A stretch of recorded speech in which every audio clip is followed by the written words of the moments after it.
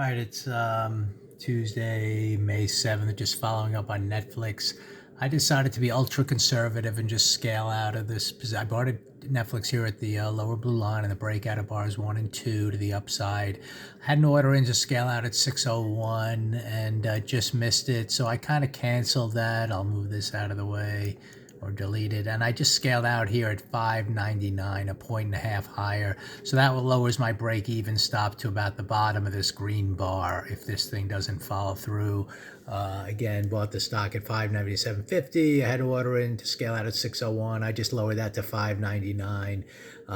So we'll see if it continues higher, great. Then, I gave up a little of the gains. And if it fails, if this green bar can't hold, then, I'll break even at worst. So it's a no-risk trade. We got the continuation to the upside, 1, 2, 3. This is the 5th day in a row to the upside, working towards its gap, filling the gap up here. Weekly chart grinding up inside this big red bar. Eventually, if it all goes well, even if it pauses a little bit, might get to the high of that bar. So I kind of like the uptrend on this stock. I know there's a little exhaustion risk. I know the market as a whole, here's the SPY, is not doing anything from its first bar. It's just kind of sitting here. So it's a little tricky environment to get a lot of momentum to the upside. I see that.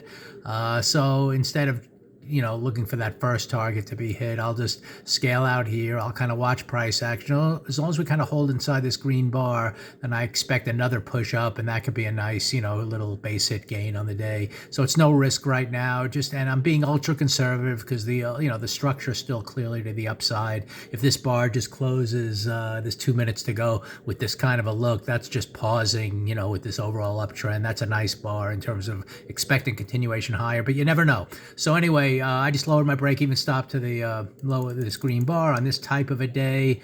I don't know, just being ultra conservative, and we'll see if it can kind of work up, towards that 610 area, get above 600 and then start working up higher. It's a logical pause area, that round number. So hopefully it'll just continue higher and, it'll be end up a nice trade, but no risk right now.